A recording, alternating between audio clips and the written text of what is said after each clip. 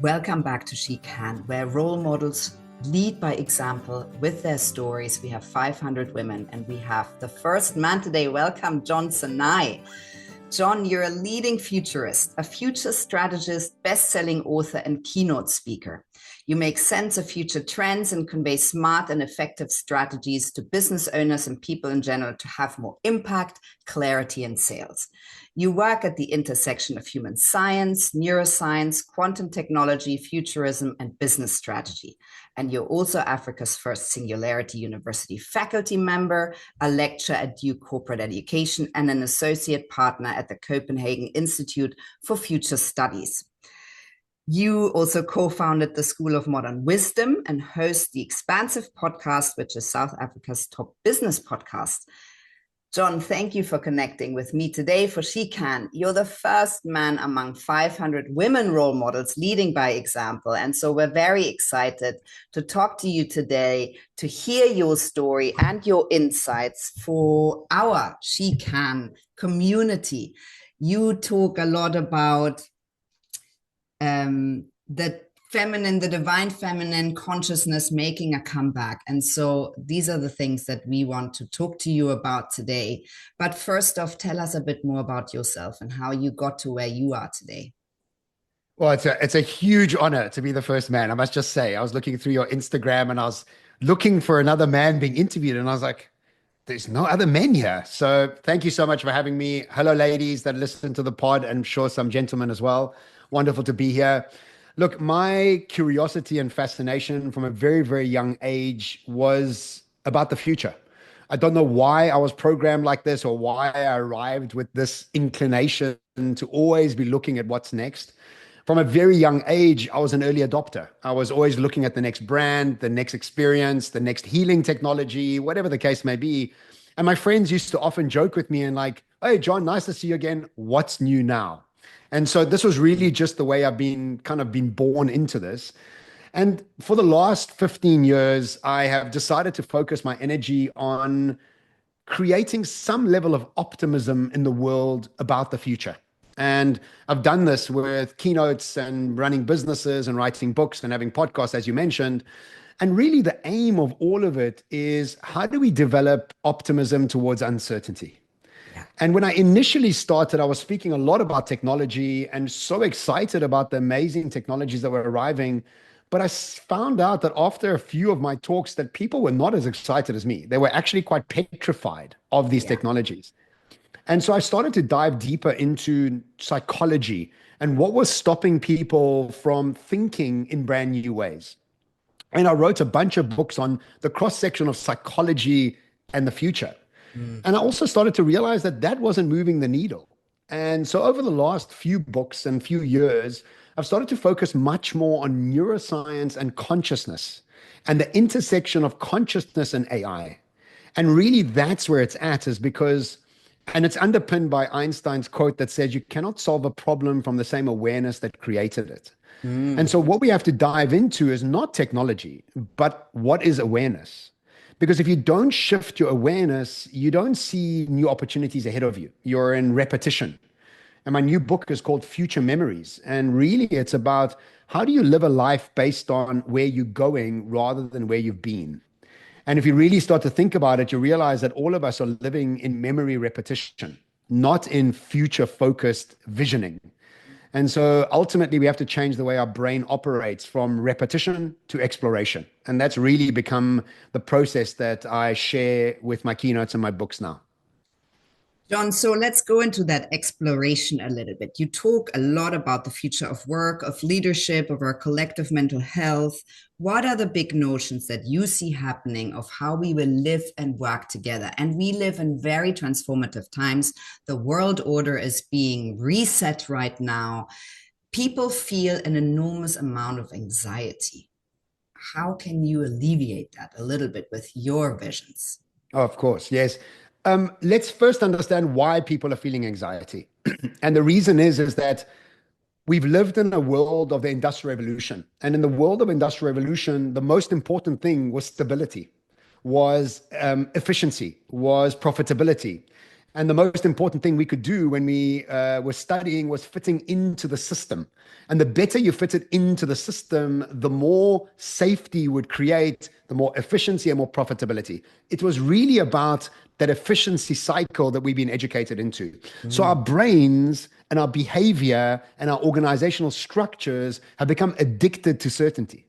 We don't even know we're addicted to certainty, but we're super addicted to certainty.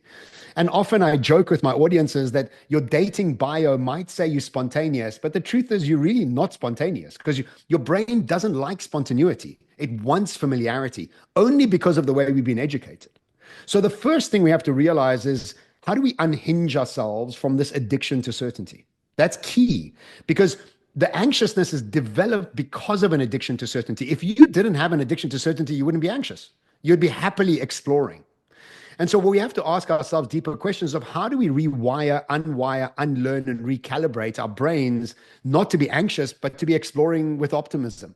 And it all comes down to neuroscience, because our brains have been wired into a brainwave called the high beta brainwave. And this high beta brainwave has been developed because of the educational system. Now think about education. You didn't go to learn, you went to pass.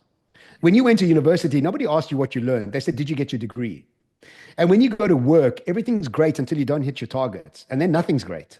And so everything's based on this outcome, this outcome, this outcome. And because of this addiction to an outcome, we've wired our brains for a high beta brainwave. And this high beta brainwave is a brainwave that tells your body that you're in danger, that you have adrenaline fueling your body, that you're constantly looking for safety and to getting to the end of the process.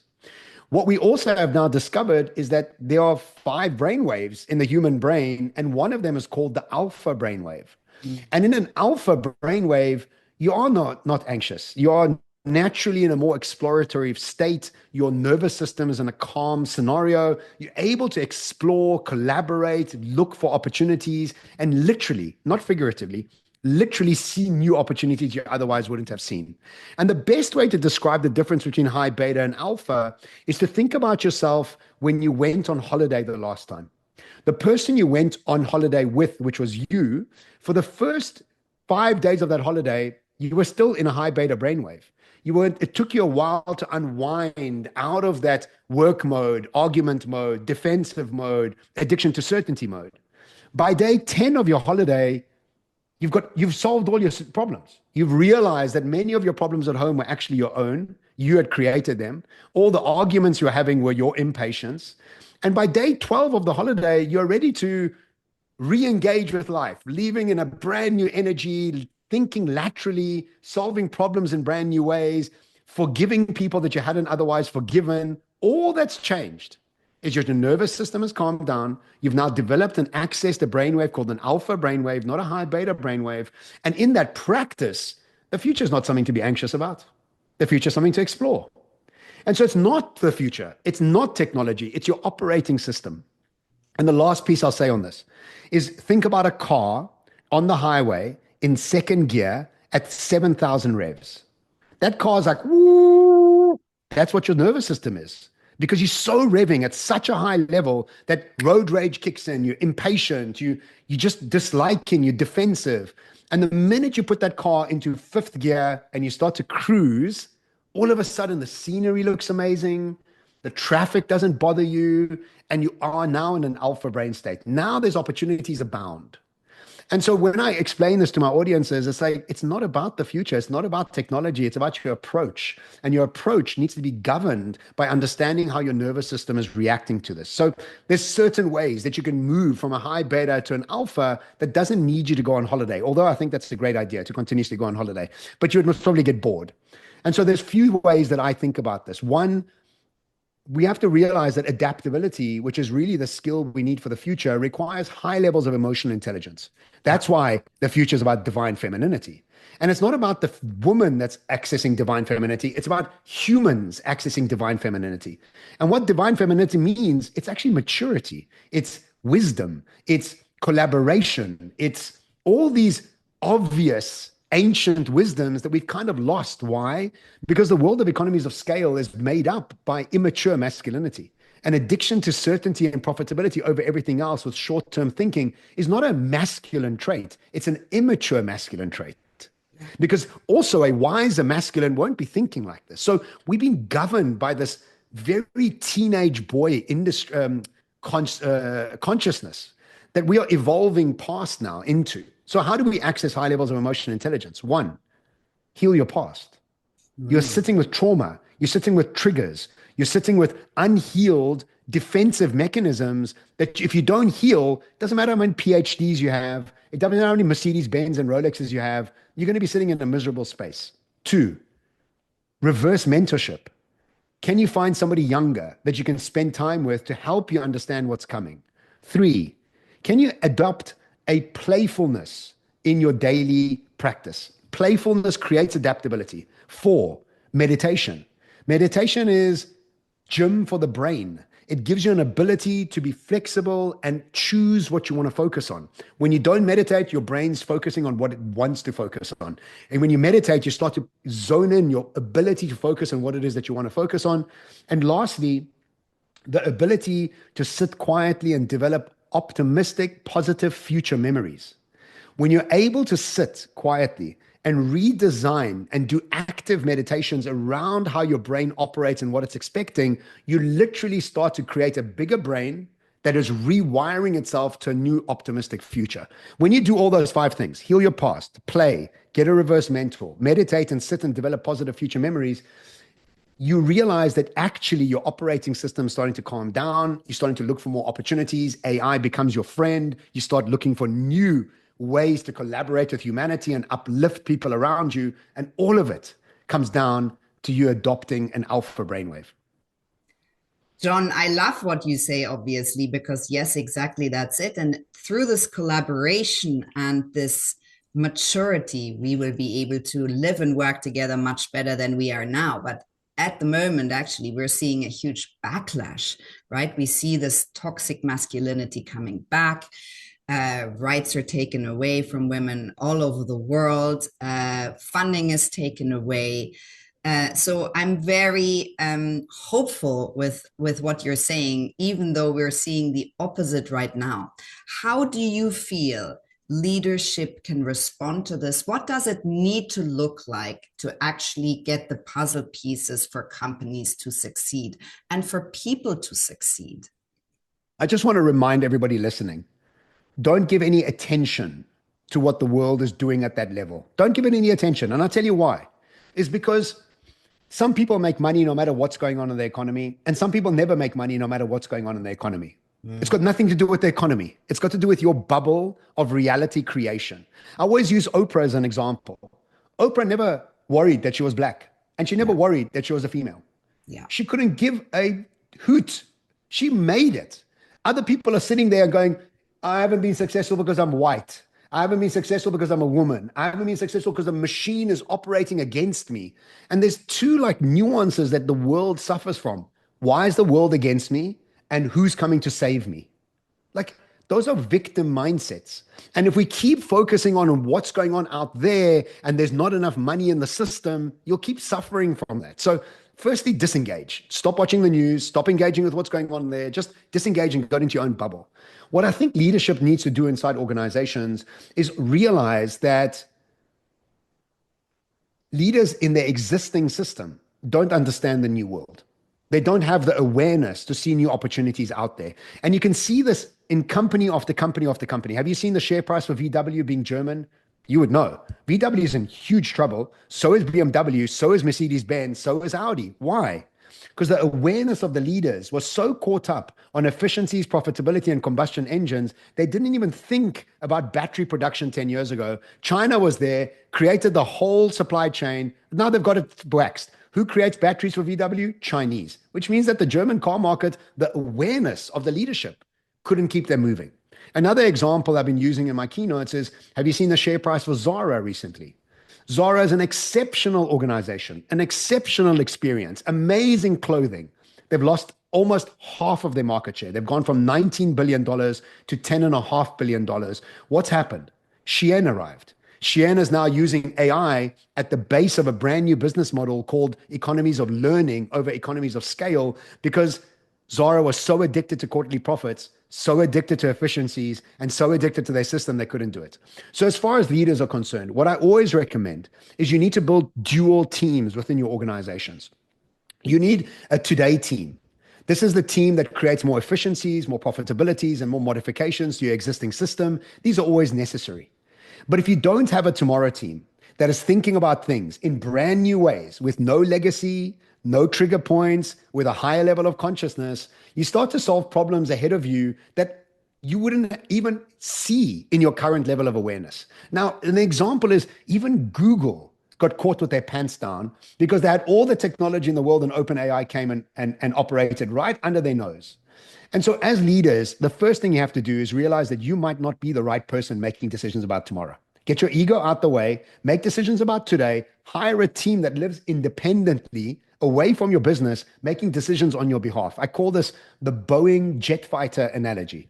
You're running a Boeing, flying a Boeing, get a jet fighter.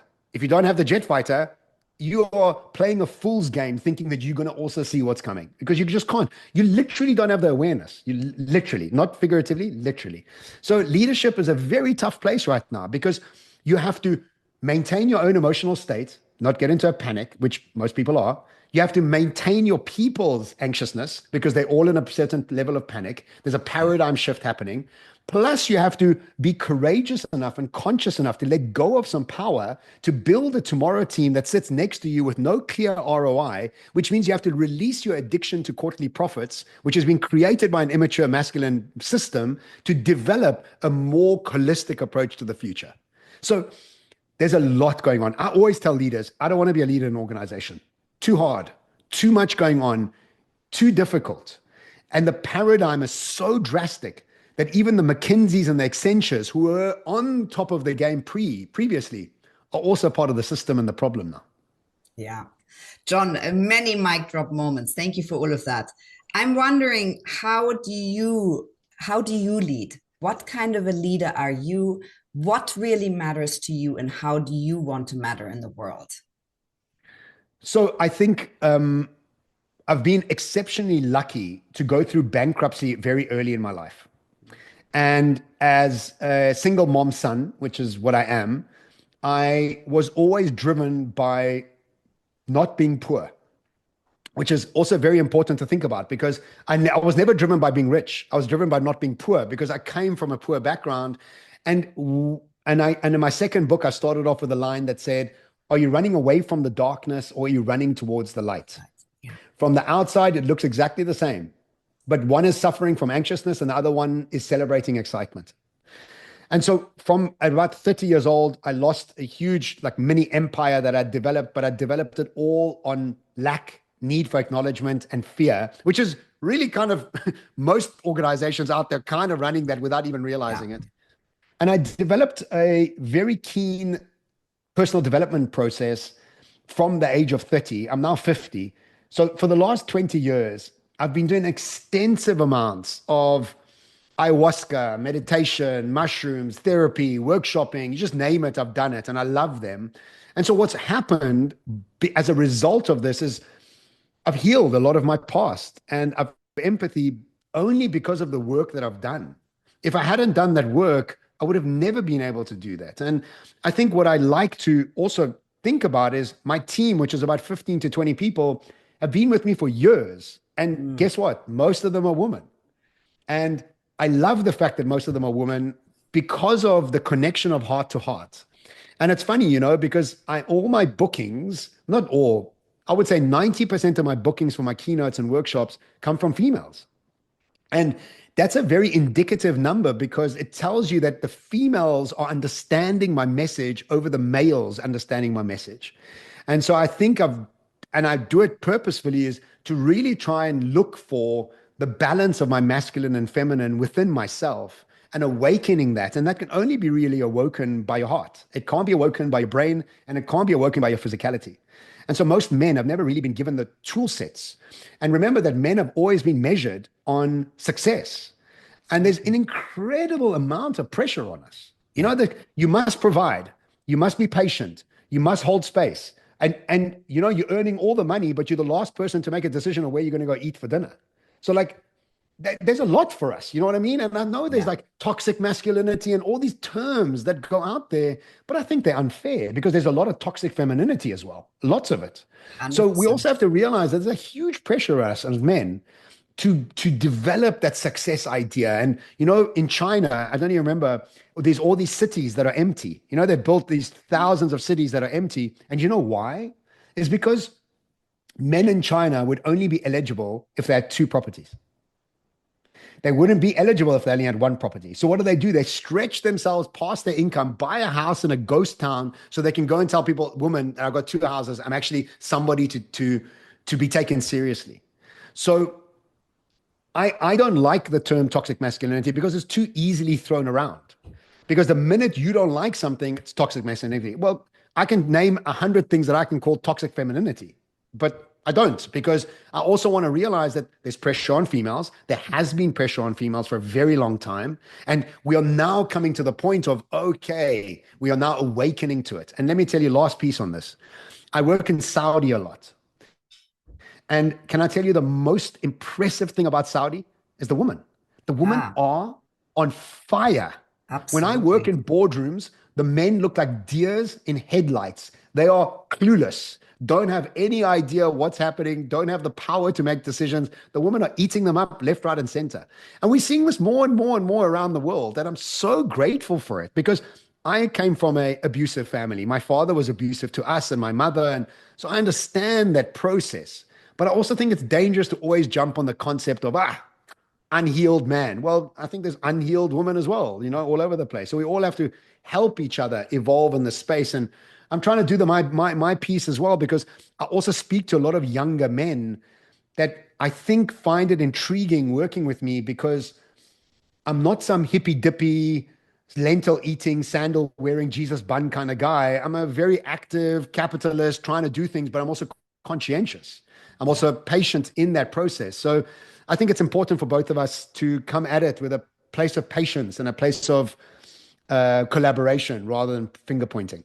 Yeah, absolutely, John. Everything you've said is very important and is exactly what we're trying to do here and changing from SHECAN to WECAN. So we can work on this transformation, this Love collaboration, it. and the love for each other, actually, that there is a Yes. space for all of us, and the world is a much better place if we work together and we have the data underpinning that, Big time. in companies and society, etc. John, you talk a lot about the technical revolution, this incredible transformative moment with AI. Um, how can we make sure that women are a part of this revolution, which we aren't right now? So there's a couple of things that I always explain around a technology. And there's three phases that I think we all need to take into account. And I also think that it's never been easier for females to get involved because the gatekeeping is gone. Anybody can work from anywhere in the world. And so there isn't that sort of idea that you have to be an engineer, you have to be in the Siemens, or you have to be in some techno company to be big. It's open. The first thing we have to do is we have to simplify the future. And there's a great quote that says, complexity is the enemy of execution. And what most of us do is we ignore things we don't quite understand. Why? Because if you're suffering from a high beta brainwave, you don't have the energy to engage with things you don't understand. So when you calm your nervous system, it becomes quite obvious to engage with things you don't understand because you're naturally more exploratory when you're coming back from holiday. Just always think of that, going on holiday or coming back from holiday. So complexity needs to be simplified. How do you simplify complexity? Be exposed to it more often. Do more courses, have more conversations, listen to podcasts. I always talk about like radio being empty calories. And I always mix between music and podcast, because I'm always trying to get myself to be simplifying the future. The second thing we all have to do, male or female, is elevate your awareness. Because if you're not elevating your awareness, you're stuck in victim mode. You're stuck in this process of things aren't fair, things aren't happening for me. And if you're not simplifying the future, it's very difficult to elevate your awareness because the future is so scary. My elevation is not happening. So there has to be a simplification and an elevation of awareness. The third thing we have to do is restructure our behavior. And so when you simplify the future and when you start to shift your awareness, you now all of a sudden start to restructure your behavior, your habits, and your personality and the way you think. And now the future becomes so exciting. But if you're not following any one of those steps, if you're not simplifying the future, it continuously stays scary. If you're not elevating your awareness, you keep drumming the same old story from last year and we're all bored of it. In fact, you are even bored of the story that you keep telling yourself, you know? Neuroscience is proving to us that by the time you're 35 years old, you're having somewhere between 60 and 70,000 thoughts a day, of which 90% are the same thoughts as yesterday. That means we're in repetition machines. So if we don't elevate our awareness, we're in repetition. And if you don't restructure your behavior, you keep repeating what happened last year and the year before. So really, it comes down to a question of technology and an elevation of your consciousness. And when you do those two things in symbiosis every day, slowly but surely, you start effervescently moving to the top and start to see new solutions ahead of you. John, what are your plans and goals? How do you see your next years pan out? It's a great question. I've stopped setting goals. What I've started to follow is what I think is a higher level of consciousness in making decisions, is based on a teacher I listened to called Bashar. And what he always explains in his lectures is follow your highest excitement at every moment of every day with zero expectations. Yeah. And the reason for that is that your oversoul has a much bigger, the reality has a much grander vision for you. And when our own small little minds, we encapsulate small little goals. And so I've been trying to disengage from setting goals. And I did a podcast recently called Goals Are Dead, Systems Are Alive. And the reason I say that is that if you follow the system of simplification, elevation, and restructuring, I don't know, it's limitless, actually, where you can go. But if you're not doing that, what you're doing is setting goals on who you were, not who you need to become. And so what's next for me is quite literally, I'm bringing 2 books out this year. One's called Expansive, the other one's called Future Memories. I'm bringing a range of meditations out called Future Memory Meditations. I'm bringing a course out called Future Memories. All of this work is to try and help humanity move from making decisions from yesterday to making decisions for tomorrow. And we don't realize that we're not doing that. And that small switch changes everything. It literally changes the dynamic of how you show up and how you engage with the future. John, if you could send a postcard to everybody in the world with one sentence on it, what would that sentence be? I think the biggest thing that's happened for me is developing a kinder internal dialogue. And the sentence would be, speak better to yourself. And I think it's important also to get away from the idea that this is what you should do, but how do you go about doing that? And I think that's what's most important. And in my new book, I write about this thing called the Happy Mayor game. And the Happy Mayor game allows you to practically have a more kinder conversation with yourself. And the way it works is this, is that you're the mayor of a city, and this city has citizens. And the way that you stay this mayor of your city is if your citizens all are in peace with each other, they all get along. And these citizens that are sitting inside your city are your personality traits, your anxious personality, your jealous personality, your judging personality, your defensive personality, your sexual personality, your worried personality. These are all personas that we have developed when we were children in defense of our very limited psychological understanding.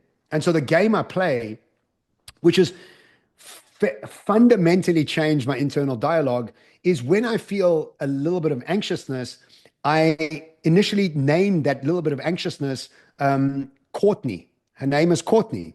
And visualize what Courtney looks like. And Courtney keeps taking me to court. And she keeps getting me to defend myself, creating anxiousness within myself. And Courtney's a little girl. She's 6 years old. She has a bob. And when I first met her, and this is all happening in meditation, when I'm in a calm state, I met her, she was exhausted. She hadn't eaten, she hadn't drank for many days because she was so busy trying to keep herself alive in my psyche that she was giving me more and more things that I need to defend myself and get anxious about. And the minute I met her, engaged with her, loved her, listened to her, understanding that it's a 6-year-old version of me, she came and lay in my lap and fell asleep. And now Courtney hardly shows up because why? She was heard, she was loved, she was integrated. I now have other personalities. Marty the martyr, the victim, loves to feel sorry for himself, loves to think that the world doesn't like him. But he's also quietened down because I've brought him into my fold. And recently I'm in a relationship, and recently I've been dealing with Roberto, my Italian jealous boyfriend. And it's funny because I'm never jealous until I'm in love. And then I'm all of a sudden super jealous. And it's a sabotage machine. And so I've been dealing with Roberto now for the last 6 months. And it's become such a beautiful relationship because the minute you are able to name the character, disassociate yourself from the emotion, love that character, not scold it, love that character, engage that character into yourself, your internal dialogue softens. Your internal dialogue is not you, but an aspect of you that you can love and engage with. Then all of a sudden, your internal dialogue is kind. So the postcard will say, be kinder to yourself.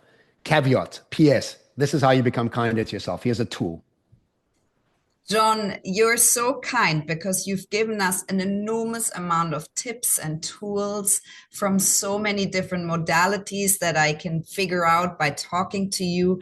And I'm so grateful for all the work you're doing. That is important for all of us. And that you ask us to raise our consciousness by going where it feels expansive and not restrictive or constrictive. That's what I'm taking away from this conversation. Thank you so much. My absolute pleasure. And again, what a privilege to be the first man. I'm going to shout that all over social media. I think that's a huge social capital point for me. So ladies, thank you so much for having me. I love you all. Sorry life has been so tough, but it's only getting brighter and sharper for you. So let's all welcome it together collaboratively, and collective consciousness, expecting something makes it happen. So if we expect best, it does happen like that.